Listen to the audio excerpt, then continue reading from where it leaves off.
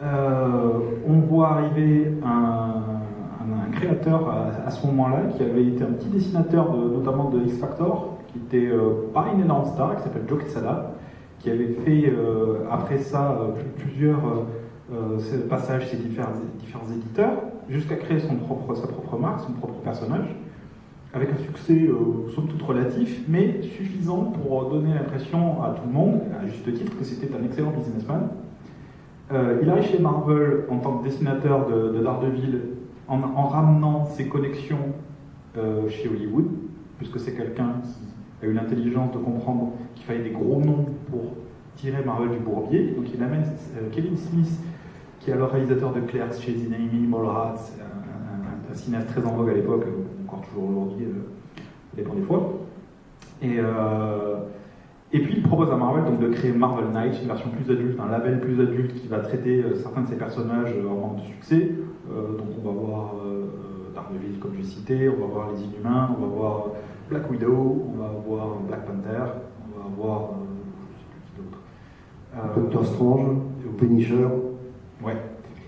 Et en fait, même si on ne peut pas trop en parler parce que c'est vraiment la toute fin des années 90, c'est ce Joe Quesada qui va sortir Marvel de sa faillite et en faire le succès qu'on connaît, puisqu'il va leur rendre Marvel sexy aux yeux du grand public et surtout des investisseurs.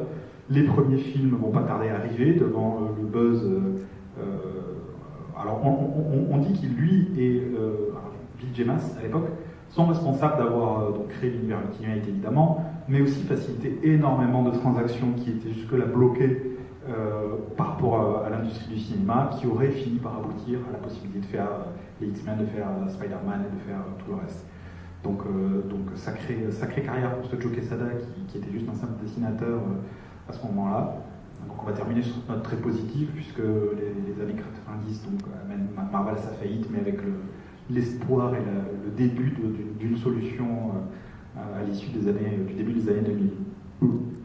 Oui, c'est quelqu'un qui a apporté une nouvelle manière de produire. Peut-être il a renoué aussi avec une manière classique, mais quand on regarde effectivement ces premiers Daredevil qu'il fait avec Kevin Smith, on a un coloriste et un lettreur qui sont compétents, qui sont attachés au projet. On a un turnover des éditoriaux et des créatifs qui est beaucoup moins rapide. Donc il y a des gens qui restent en place sur 6 numéros, 8 numéros, 12 numéros pour faire quelque chose. Et quand on regarde les séries Marvel Knights, certaines étaient très bien, certaines autres étaient moins bien, mais il y avait un souci de la production. Il y avait toujours une ambition, quand même. Il y a toujours, même si elles sont moins réussies, il y a toujours une ambition artistique. Oui, il y a un soin, il y a quelque chose, on sent que c'est bien produit.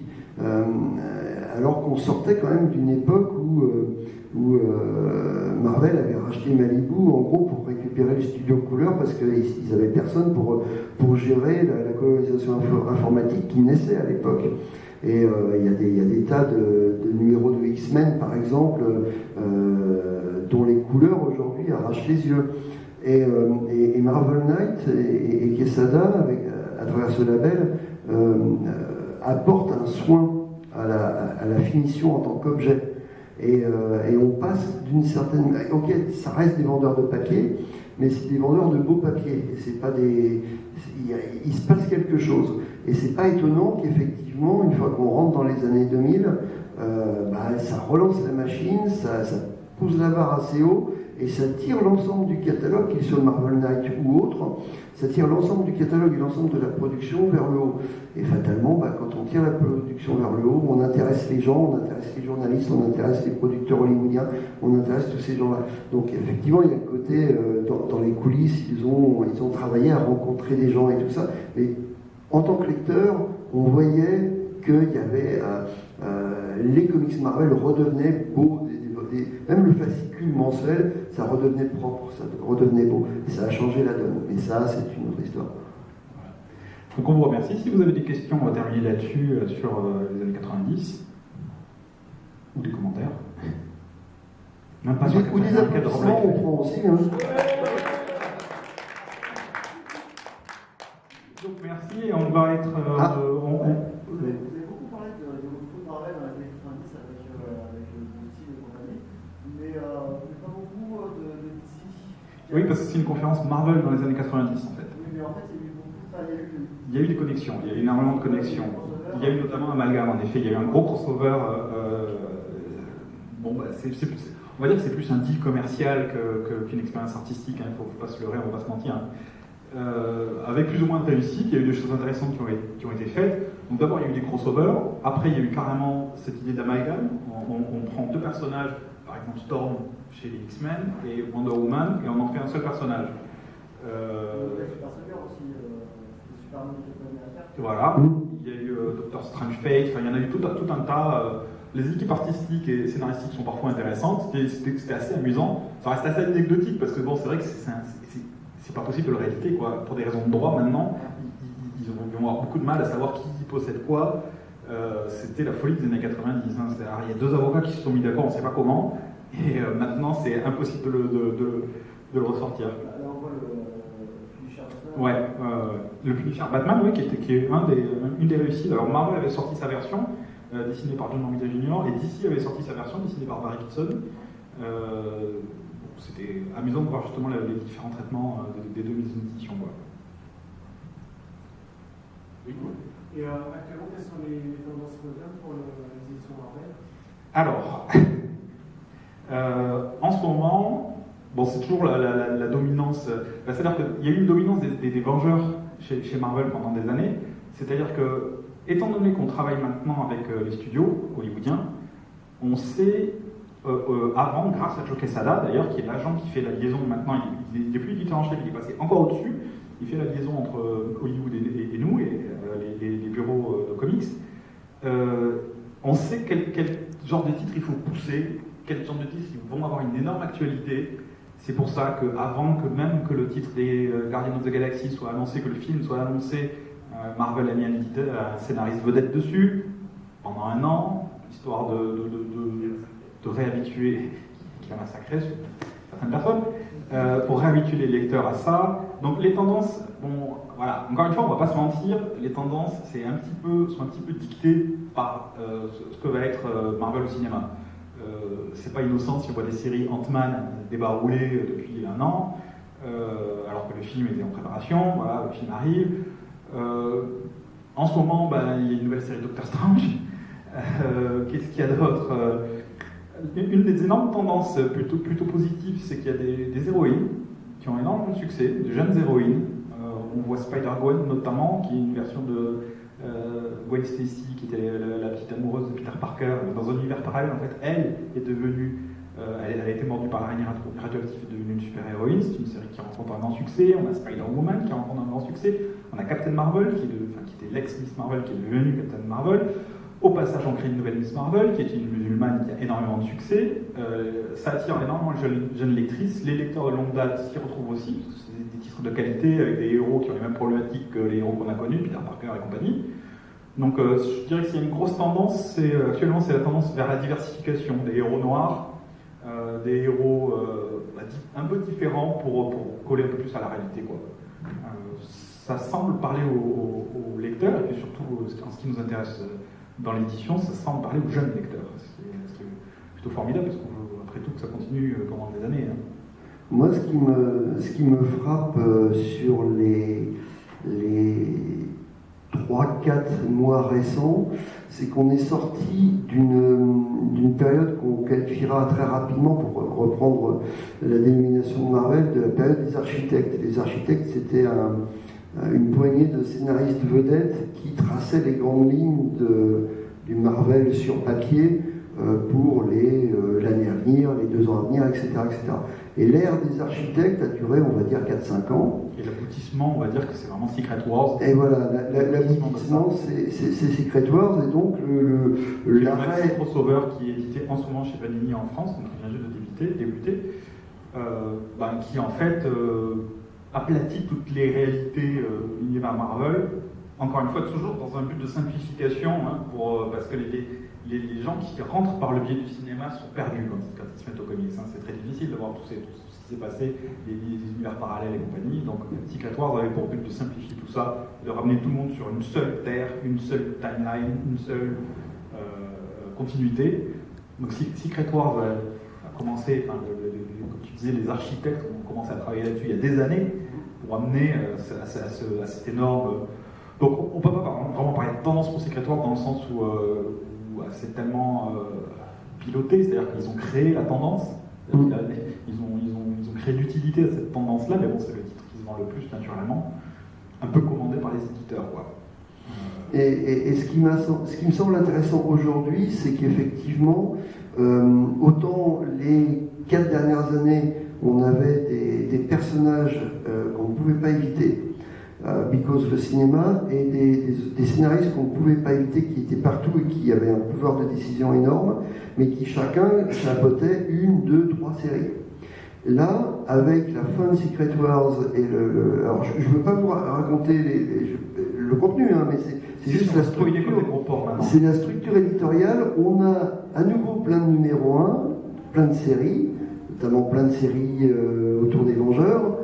Et ce qui, moi, me semble intéressant, c'est que chacune des séries est chapeautée par un scénariste moins connu, mais qui est on va dire un jeune, entre guillemets, avec un casting de héros qui n'est pas toujours où les têtes d'affiche et les seconds couteaux sont bien mélangés. C'est bien qu'on n'a pas une série où il y a tous les Vengeurs qu'on voit sur le grand écran, mais on voit Thor dans une, Captain America dans l'autre, Iron Man dans une troisième. Et du coup, ça redonne un sentiment de fraîcheur. C'est moi qui, et pourtant je suis un petit peu au courant et j'en lis régulièrement, et ben je prends un Uncanny Avengers ou un Ultimate ou voilà, et ben je suis pas sûr de bien connaître le boulot du scénariste précédemment, donc je regarde ça de manière fraîche. Je suis pas sûr non plus de connaître à fond les personnages, je les découvre et c'est frais aussi. Et je crois qu'on peut dire ça aussi sur les différents titres X-Men, où il y a de nouveaux scénaristes qui sont en train de monter, qui ont fait des trucs mais qui ne sont pas encore les vedettes, qui mettent en avant des personnages qui ne sont pas toujours des vedettes, etc. etc. Et c'est peut-être, alors est-ce que ça sera une tendance? J'en sais rien. Est-ce que ça va donner naissance à une autre tendance? Je ne sais pas. Mais c'est le sentiment actuel que j'ai moi en tant que lecteur, c'est de me dire, ah tiens, c'est un peu nouveau, c'est pas super balisé, c'est pas, et puis ils ont aussi un petit peu abandonné le côté, le retour du méchant, partie 1 sur 6. Je sais qu'au 6e numéro, il va se passer quelque chose, quoi.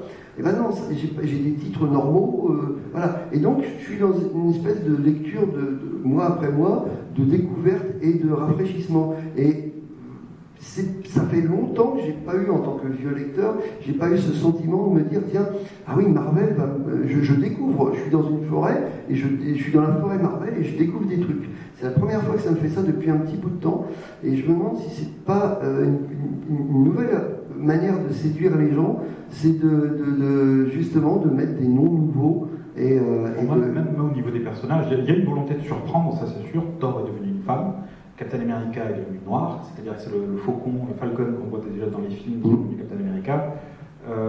Il est évident que les scénaristes ont plus de liberté qu'ils n'en avaient. Il y a une volonté de surprendre et notamment de se décaler, peut-être de créer du nouveau matériel pour de futures adaptations, des choses inattendues, mais je suis entièrement d'accord. Il y a la tendance actuelle et la volonté en tout cas actuelle de nos patrons, c'est de surprendre. Il y a notamment un truc, moi, qui me fatiguait en tant que lecteur, c'était les crossovers, où en général, il fallait. Le crossover impactait sur l'ensemble du catalogue. Et là, je lisais une interview récente, je crois, de Tom Brevoort, mais je ne suis pas bien sûr. En tout cas, la personne disait, à propos d'un crossover à venir entre Avengers et Captain America, ça fait un bout de temps qu'on pense à faire des petits crossovers entre 2 ou 3 titres d'une famille de héros. Mais à chaque fois on s'est laissé embarquer, puis ça a touché tout l'univers. Cette fois-ci on va le faire, ça va être juste une petite histoire qui va toucher 2 ou 3 titres. C'est exactement ce que je suis en train de faire maintenant. Voilà. C'est un crossover entre Captain America et les Vengeurs. Sous l'égide de Tom Brevoort. Voilà, c'est celui-là dont il parlait, et je trouve ça sain, parce qu'effectivement on n'est pas écrasé en tant que lecteur par un truc énorme qui peut être indigeste, qui peut être étouffant, qui peut faire peur. Ouais, ça va, je ne suis pas un perdant de l'année, mais un jeune lecteur, un lecteur nouveau, qui s'amène là-dedans, il ne va rien comprendre. Et bien là, justement, j'ai l'impression d'avoir un catalogue à taille humaine, comme je l'avais quand j'ai découvert dans les années 80.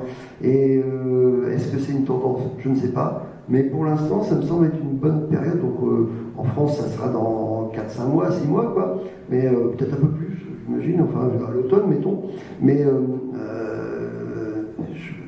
il y a un côté rassurant et accueillant que j'ai pas senti depuis bien longtemps.